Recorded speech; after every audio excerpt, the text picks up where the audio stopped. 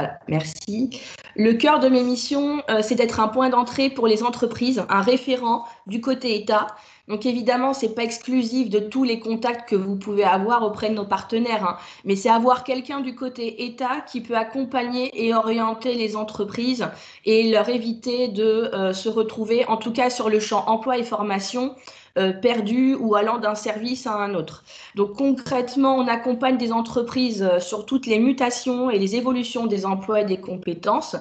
On se rend sur place, on réalise un diagnostic RH formation, on identifie toutes les solutions possibles et l'avantage, c'est qu'on a une vue sur tous les dispositifs de l'État et ceux de nos partenaires et on essaie de les mettre en œuvre en tout cas de vous accompagner sur ce plan. Deuxième casquette, évidemment, la partie transition professionnelle et plus précisément l'accompagnement des plateformes territoriales transition collective que je vais vous présenter aujourd'hui. Je précise juste que cet accompagnement est évidemment gratuit.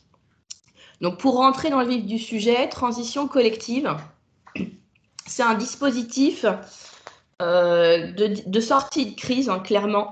Il a été mis en place fin décembre 2021, en tout cas 2020, pardon. On avait lancé l'AMI fin décembre 2020 pour éviter les vagues de licenciements. Ce dispositif, il a quand même deux grands objectifs: faciliter les transitions professionnelles et permettre à la fois aux salariés d'éviter le risque de déclassement ou l'entrée dans le chômage, et à l'entreprise de favoriser sa compétitivité et d'assurer en fait ces mutations.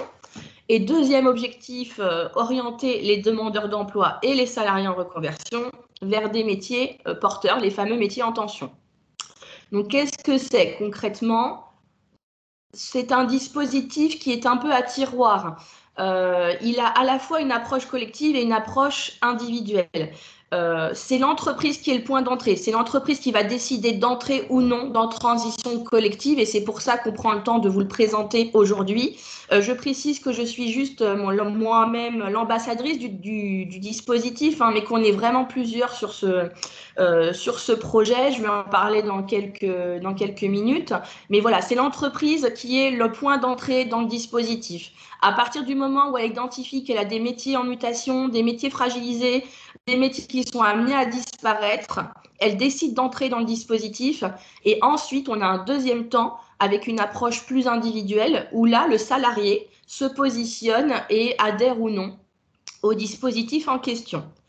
Donc, Transition collective va regrouper 7 plateformes d'appui aux transitions professionnelles en Seine-et-Marne. Non, c'est encore la slide précédente, pardon. Donc, voilà, on a 7 plateformes en Île-de-France qui se sont mises en place, dont 2 en Seine-et-Marne, une sur Grand Roissy-le-Bourget qui est gérée par le GIP Alliance, donc elle a une spécialité aéronautique, on va dire, et une autre sur Marne-la-Vallée, qui est porté par l'OPCO-EP avec le représentant ici présent, Raphaël, qui est également dans le projet. Donc, on a 2 plateformes en Seine-et-Marne sur ce sujet des transitions professionnelles. Et comme je vous le disais, c'est un dispositif où je ne suis pas toute seule, hein, c'est vraiment un dispositif paritaire. Tous les acteurs de l'emploi sont présents dans le dispositif transition collective. Donc, quand je dis tous les acteurs de l'emploi, c'est vraiment tout le monde. Tout le monde a participé à sa conception et tout le monde l'a validé. Donc, aussi bien l'association Transition Professionnelle, avec ma collègue Maudeline qui est ici et qui pourra également vous en parler, les opérateurs du conseil en évolution professionnelle, les OPCO, dont l'OPCO-EP, hein, avec Raphaël qui porte la plateforme de Marne-la-Vallée, Pôle emploi, les organisations patronales, syndicales. Donc, si j'insiste sur le fait que c'est paritaire et que tout le monde est de la partie, c'est aussi pour vous montrer à quel point on a tous conscience des enjeux de la mise en place de ces plateformes sur le territoire et notamment en ce qui concerne la prévention des licenciements, hein, et la préservation des emplois. Donc là, maintenant, on peut passer à la slide suivante. Donc, une fois que l'entreprise a accepté d'adhérer au dispositif, elle a 2 possibilités. Je ne vais pas rentrer dans les détails, hein, je préfère vous avertir. Le dispositif transition collective mériterait une bonne heure à lui tout seul, donc je ne vais pas trop rentrer dans les détails. Le but du jeu, c'est vraiment que vous compreniez, que vous sachiez qu'il existe, que vous compreniez à quel point c'est important pour vous, pour le territoire. Et ensuite, si vous voulez, évidemment, on est tous à votre disposition pour venir vous donner les explications nécessaires. Mais disons qu'une entreprise a deux formats possibles. Le format classique, transition collective, Transco, qui est la première mouture, hein, pour ainsi dire, et le format Transco congé de mobilité, qui correspond peut-être un peu plus à ce que vous connaissez, donc le congé de mobilité et les ruptures de contrat, enfin les ruptures conventionnelles collectives, les RCC. Donc il y a quand même des différences notables. Vous voyez que pour Transco congé de mobilité, par exemple, l'accord de gestion des emplois et des parcours professionnels ou l'accord RCC est obligatoire, ce qui n'est pas forcément le cas dans le Transco classique, puisque pour les entreprises de moins de 300 salariés, en tout cas, on n'a pas besoin d'accord. En ce qui concerne le public, le Transco classique est beaucoup plus ouvert, puisqu'il peut regrouper aussi bien les salariés en CDD, en CDI que les intérimaires, alors que Transco congé de mobilité ne prend en compte que les salariés en CDI. Vous voyez également l'information collective aux salariés, elle est facultative dans le congé de mobilité, elle est obligatoire pour le Transco classique, et ainsi de suite. Hein. Les modalités aussi du conseil en évolution professionnelle ne sont pas tout à fait les mêmes. C'est recommandé dans le congé de mobilité, mais c'est obligatoire dans le Transco classique. Et la rupture de contrat également, après la formation, n'est pas la même. Pour Transco congé de mobilité, on est sur une RCC en fonction de l'accord qui a été établi. Et pour le Transco classique, on est sur une rupture de contrat par tout moyen ou retour dans l'entreprise éventuellement si vraiment ça n'a pas abouti. Donc on peut du coup maintenant passer à la slide suivante. Quel est l'intérêt de transition collective, hein? Concrètement, qu'est-ce que ça apporte à vous, entreprise, ou aux autres acteurs? Le cœur du dispositif, c'est le salarié. Le but, c'est de protéger son parcours et de le sécuriser, surtout si son emploi est menacé. Donc, il accède à une formation certifiante, sa rémunération est maintenue, il n'a pas de perte de salaire, hein. Le contrat de travail est suspendu, le temps de la formation, évidemment, et il est censé trouver rapidement un emploi derrière dans un secteur porteur. Alors, pour tout vous dire, on n'a vraiment pas de difficulté à trouver des entreprises qui recrutent. On a quand même beaucoup plus de mal à trouver des entreprises qui sont en mutation. Et c'est ma première partie, hein, c'est-à-dire quel intérêt pour l'entreprise. Une entreprise, elle a tout intérêt à rentrer dans transition collective si elle a des mutations technologiques, écologiques, économiques. Pour parler concrètement, je pense à des entreprises, je pense à la plasturgie par exemple, qui sont en train de vivre des révolutions en matière technologique et écologique. Et les emplois sont en train de bouger fortement. Je pense à l'imprimerie, qui a des métiers qui sont en train de disparaître. Je pense à l'automobile avec le passage au tout électrique qui est en train également de fortement évoluer dans ses compétences et dans ses emplois. Peu importe la raison au final, même si vous avez des difficultés économiques, mais que vous avez besoin d'alléger votre masse salariale, si c'est pris à temps, vous pouvez rentrer dans Transco. Donc une entreprise, effectivement, l'intérêt pour elle, c'est de faciliter ces mutations, d'éviter un plan de restructuration. Hein, le but clair, c'est aussi d'éviter la case Pôle emploi, hein, on va être très explicite, et le financement total ou partiel de l'État de ce dispositif. Alors, j'ai fait des plans de sauvegarde de l'emploi, des RCC, pendant un certain temps à la direction départementale de l'emploi. J'en ai géré un certain nombre et honnêtement, ce dispositif est hors compétition. Il n'y a pas un seul dispositif qui est autant pris en charge. Donc, ça a vraiment un intérêt, même économique, hein, pour l'entreprise. Autre intérêt pour le territoire, évidemment, on évite les plans de restructuration, vous l'avez compris, et on permet aux entreprises du bassin d'emploi de recruter une main-d'œuvre qualifiée. Parce que l'intérêt de Transco, c'est aussi que ça se fait à l'échelle du bassin d'emploi et que la main-d'œuvre reste sur ce bassin d'emploi et ne part pas. Donc, on a vraiment un dispositif qui est construit de manière gagnant-gagnant, hein, et il est aussi intéressant pour l'entreprise, qui est le point d'entrée, hein, j'insiste bien. C'est les entreprises qui décident de rentrer dans transition collective, mais qui est aussi construite pour sécuriser le salarié et le territoire. Donc, on a tous intérêt à ce que ce dispositif se mette en place. J'en viens, alors je crois qu'après, c'est les financements, si je ne dis pas de bêtises.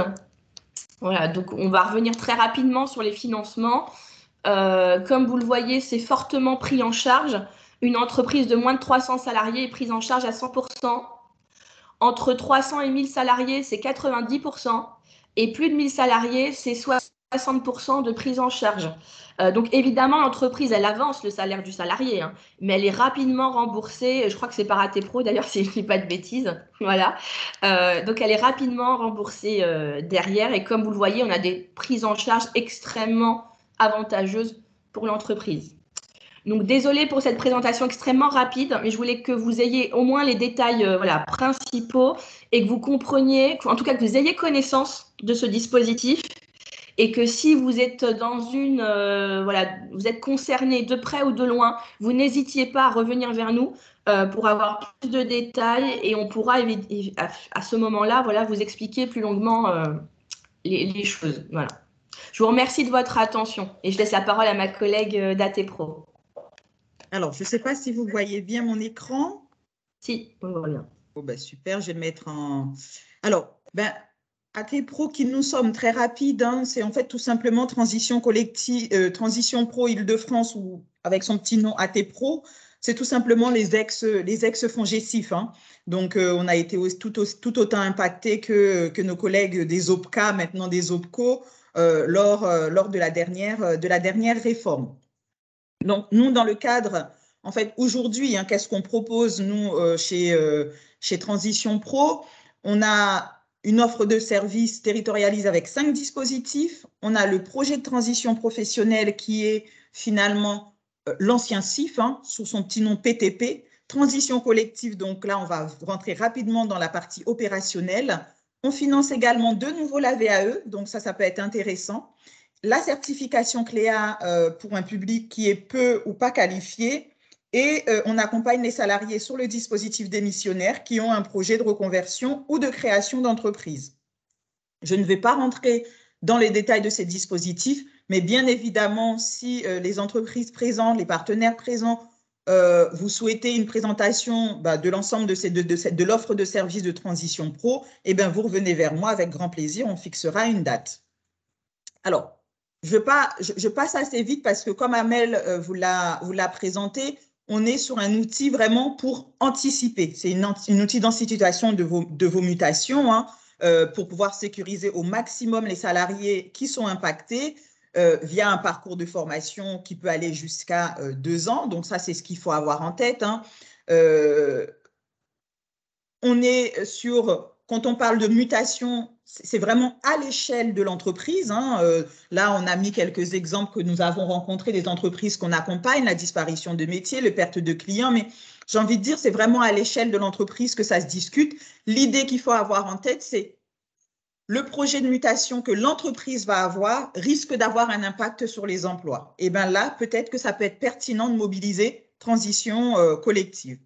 Donc, je vous passe tout ça parce que Amel a bien fait le travail. Maintenant, on va rentrer dans la partie vraiment opérationnelle des 2 volets qu'elle vous a parlé. On va parler rapidement dessous.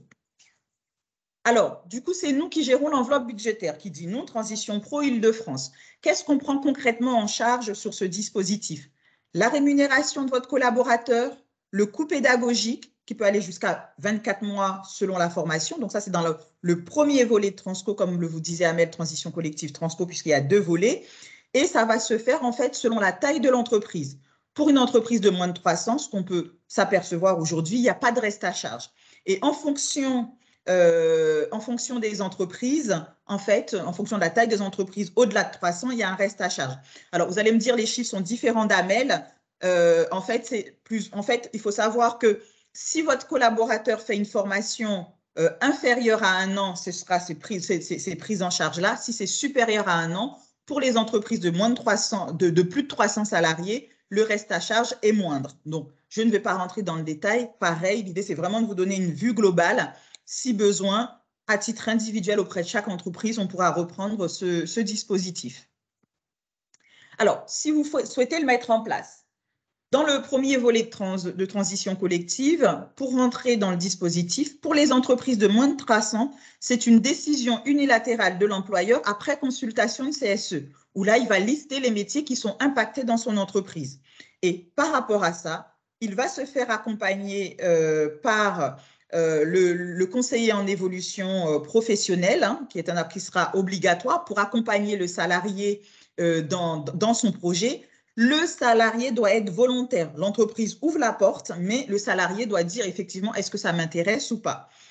Il va déposer son dossier de financement auprès de nous et du coup, on va gérer la partie vraiment financement. Du coup, l'entreprise va continuer à payer le salarié et chaque fin de mois, on va rembourser l'entreprise. Donc, c'est comme ça que Transition Pro fonctionne avant le FONGECIF depuis 36 ans et ça fonctionne très bien. Donc, je ne veux pas reprendre les acteurs puisque Amel en a parlé. Par contre, à l'issue du parcours de formation, dans ce premier volet, il faut quand même savoir que le salarié peut demander à revenir dans l'entreprise. Ce n'est pas le but. Et on est aussi là avec les différents partenaires qui sont présents ce matin pour pouvoir, dès l'accompagnement CEP, identifier les entreprises qui recrutent en fonction du projet des salariés. Et aujourd'hui, je peux vous assurer qu'on a une liste d'entreprises recruteuses. Donc, voilà, peu de chances que le salarié puisse revenir dans l'entreprise. Mais c'est un droit qu'il a. Dans le cadre de Transco Congé de mobilité, au niveau de la rémunération d'un congé de mobilité, c'est l'employeur qui gère la rémunération. Donc, la rémunération est gérée à hauteur de 65%. Et du coup, dans le cadre avec le fait que Transco soit venu se greffer au congé de mobilité, eh bien, on va compléter pour que le salarié obtient son salaire net. Et au niveau du coût pédagogique que Transition Pro va prendre en charge, c'est le même découpage que ce qu'on vient de voir précédemment. Pour le mettre en œuvre, 2 changements par rapport au premier volet. Là, il faut obligatoirement, quelle que soit la taille de l'entreprise, il faut obligatoirement soit un accord GEPP, soit un accord RCC. Après, c'est le même parcours, c'est le même schéma, sauf que dans le cadre d'un congé de mobilité, à l'issue du congé de mobilité, il y a rupture du contrat de travail. Donc, voilà en gros les grandes lignes de Transco. Je sais que c'est peut-être un petit peu rapide. Après, on retrouve la même slide que Amel vous a présenté. Mais voilà, l'idée, c'était vraiment de vous donner une première, je dirais, une première vision de ce dispositif qui peut accompagner justement les projets de mutation de votre entreprise. Et je vais passer sur un deuxième dispositif qui peut être aussi intéressant pour les entreprises, c'est la certification CLEA, hein, qui est un socle de connaissances et de compétences de base. Du coup, l'idée de CLEA, c'est vraiment accompagner les salariés peu qualifiés à pouvoir en fait justifier qu'ils maîtrisent les 7 domaines de compétences que vous pouvez voir à l'écran, donc communiquer en français, calculer, raisonner. Et c'est vraiment dans un but de sécuriser au maximum le parcours professionnel des salariés vraiment très peu qualifiés.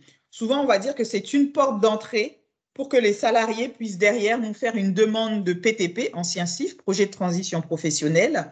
Mais ça va vraiment, notamment avec, je dirais, dans certains domaines, les métiers ont évolué.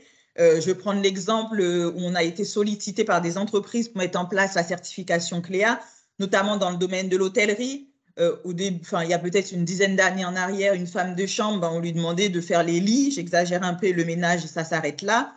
Mais aujourd'hui, elle doit aussi communiquer sur une tablette qu'elle a bien fait le lit pour la passation avec ses collègues. Donc, ça veut dire qu'il y a des compétences supplémentaires qu'on attend, à minima qu'elle sache écrire et à minima qu'elle puisse utiliser un outil informatique. Donc, c'est vraiment par rapport aux évolutions de vos métiers dans les entreprises. Pour les publics peu qualifiés, CLEA peut vraiment être un outil pour les accompagner dans la sécurisation de leur parcours. Alors, concrètement, comment on le met en œuvre? Il y a une évaluation préalable qui se fait sur 2 matinées, en général, pour que ce ne soit pas trop long, ça dure 7 heures au total, et donc 2 matinées de 3 heures et demie. Soit le collaborateur valide les 7 domaines de compétences au travers des différentes mises en situation et exercices qui lui sont proposés, donc il obtient sa certification CLEA.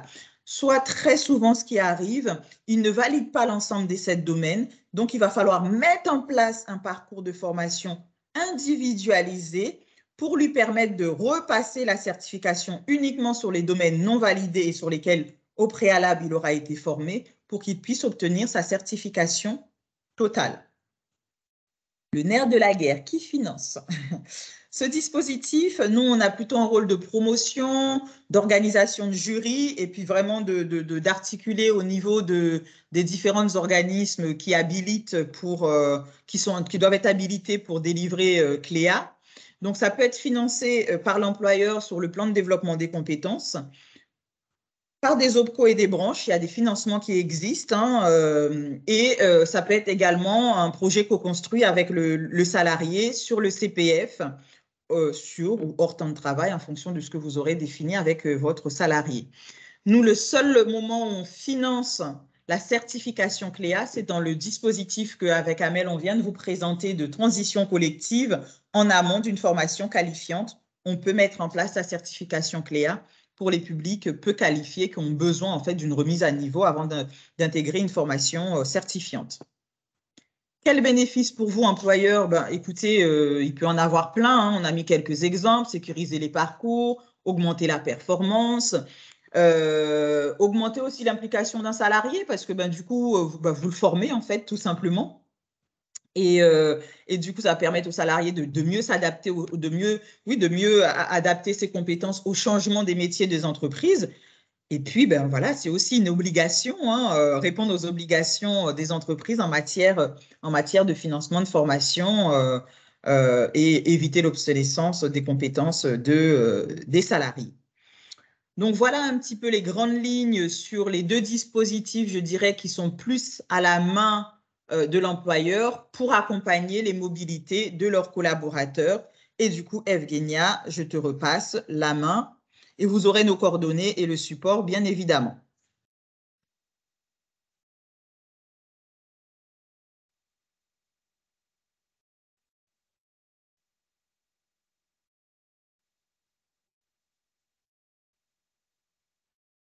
Est-ce que vous voyez bien le diaporama? Yes, de mon côté.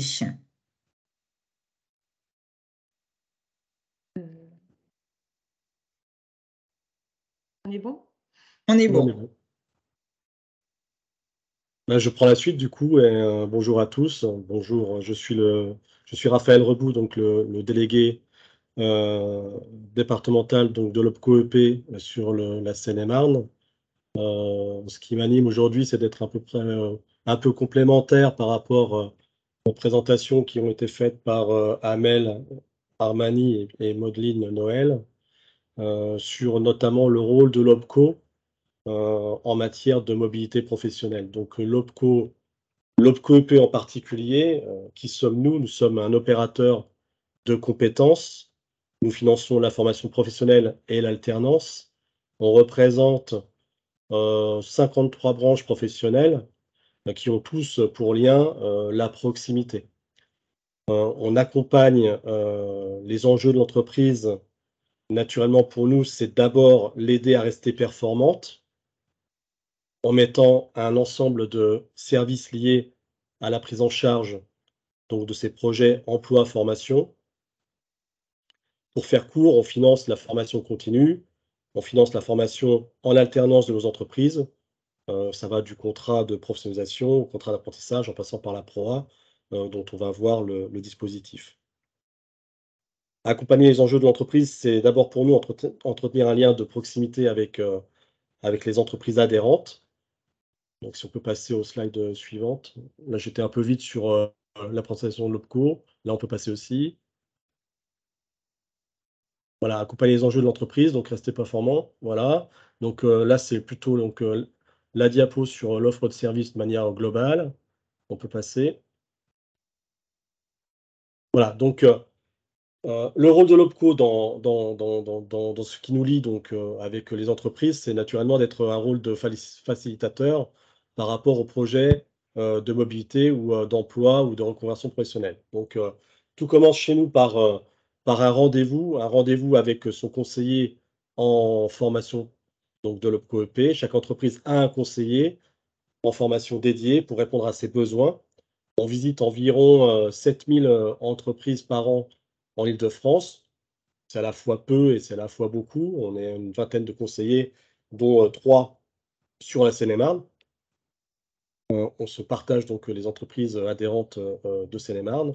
lorsqu'on les voit, on discute avec elles, on discute avec l'entreprise et on fait une sorte de mini-diagnostic qu'on appelle le réflexe, qui lui permet de recueillir ses besoins en matière d'évolution professionnelle, de besoins de formation continue, voire de besoins de compétences à gagner sur le marché par le biais du recrutement en alternance ou autre. Et selon l'expression de besoin, on oriente l'entreprise vers la solution emploi-formation qui est la mieux adaptée. Et parmi ces solutions, lorsque nous avons en face de nous donc un enjeu RH, on peut naturellement mettre en place un accompagnement RH en lui proposant donc une prestation de conseil en ressources humaines. Donc cette prestation de conseil en ressources humaines, elle est disponible et financée par le COEP, donc à 100% pour les entreprises de moins de 50 et cofinancée par le COEP pour les entreprises de 50 à 250. Les entreprises de plus de 300 n'ont pas accès à cette prestation, en tout cas telle qu'elle est financée par le COEP. Vous passez la slide, s'il vous plaît. Voilà, donc je parlais donc du conseil en ressources humaines, c'est bénéficier d'un accompagnement sur mesure par un expert RH. Et on peut naturellement aussi, lorsqu'on a une solution donc, de mobilité à mettre en place, mobiliser le dispositif de formation pour développer les compétences qu'on appelle la Pro A, qui est un dispositif qui soit amène à la reconversion, soit à la promotion au sein de l'entreprise par l'alternance, puisque la mobilité professionnelle ne se réduit pas simplement à un changement de métier, on peut aussi l'exercer à l'intérieur d'une même structure et gagner en qualification. C'est l'objet de la PROA. Et bien sûr, un des moyens donc d'accéder à de la mobilité professionnelle, c'est lorsqu'on est plus sur un sujet de reconversion entre un métier qui décline et une orientation vers un métier qui est plutôt porteur. C'est le sujet de la transition collective qui a été donc abordé par Amel et par Modeline. On peut passer la slide suivante. Donc là, c'est juste pour vous dire que voilà, on a trois conseillères en l'occurrence en Seine-et-Marne qui visitent les entreprises avec des missions qui sont de promouvoir les services et bien sûr l'alternance et les différents dispositifs de l'OPCOEP qui viennent en appui donc, des projets de mobilité. On peut passer la slide suivante. Ici, la petite fiche donc, sur le conseil de prestation RH dont j'ai évoqué le sujet. Il s'agit donc d'un accompagnement à la reprise de l'activité économique, voire plutôt un accompagnement donc, de la fonction RH pour, dans les plus petites entreprises, l'aider à réfléchir sur ces projets de développement liés à l'acquisition de nouvelles compétences.